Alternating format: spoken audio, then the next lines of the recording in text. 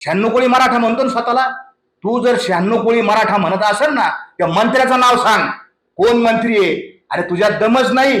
तू काय सांगतो? तू नाव सुद्धा घेऊ शकत नाही कोणाचं. 2 सप्टेंबर म्हणजे मागच्या वेळेस 8 महिन्यापूर्वी मनोज जरांगे मुंबईत गेलते.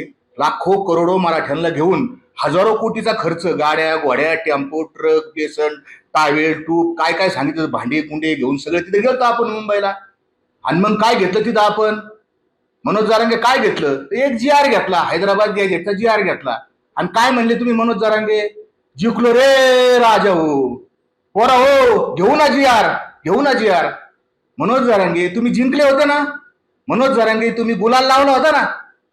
जिंकल्याचा गुलाल नाचले का नाही तुम्ही? तुम्ही नाचले, सगळ्यांना नाचवलं. मग आता कसलं उपोषण आहे? काय कारण आहे? मनोज जरांगे तुम्हाला कायद्याची अक्कल नसल्यामुळं ह्या मराठा समाजाचं तुम्ही भयंकर नुकसान केलेलं आहे. माझं असं स्पष्ट आरोप आहे. आपण जर प्रश्न विचारला ना मनोज जरांगे का उपोषणाला बसले, तर मनोज जरांगेचे अंतर्गत काही सेटिंग येतात, अंतर्गत काही डील येतात, त्याच्या काही सेटलमेंट येतात. त्या सेटलमेंट सरकारने पूर्ण केलेलं नाही. ज्याला कोणी त्यांनी शब्द दिले 2 सप्टेंबरला, ते पूर्ण केलेलं नाही. म्हणून मनोज जरांगे आता उपोषणाला बसणार आहे. माझा साधा प्रश्न आहे मराठा समाजाला, मनोज जरांगे आता सगळे सोयरेच्या जी आर बद्दल का बोलत नाही? कुठे गेला सगळे सोयरे? पत्रकार साहेब 2 वर्ष सगळे सोयरे सगळे सोयरे सगळे सोयरे आणायचा, सगळे सोयरे न्यायचा. दिल्याशिवाय उठणार नाही. कठोर उपोषण होणार, भयंकर उपोषण होणार, निर्णायक लढाई.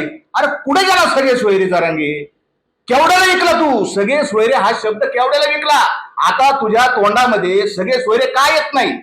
माझी पत्रकार बांधवांना आपल्याला विनंती आहे की आपण विचारा, या सगळे सोयरेचं काय झालं? का सोडून दिला?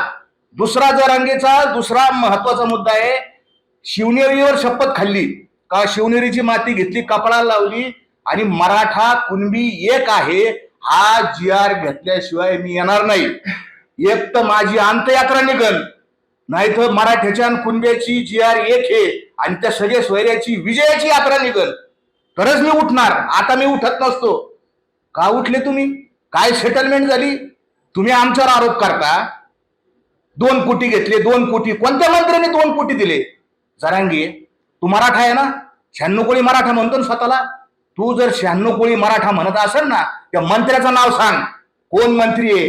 अरे तुझ्यात दमच नाही. तू काय सांगतो? तू नाव सुद्धा घेऊ शकत नाही कोणाचं. माझ्याकडे मोबाईल गज भरला, आमक केला, धमक. तुझा जो सहकारी, ज्याच्यानी ज्या सहकारी अमोल खुनेनी तुझ्यावर प्रेम केलं, तुझ्या एका शब्दावर तिने त्याची सगळी जिंदगी बरबाद केली, त्याला तू जेलमध्ये घातलं. त्याच्या नार्को टेस्टला का नार्को टेस्टला तू जात नाही? महाराष्ट्रातील सर्व बातम्यांचे विश्वासार्ह व्यासपीठ, सकाळच्या सर्व सोशल मीडिया प्लॅटफॉर्मला लाईक, फॉलो आणि सबस्क्राईब करा.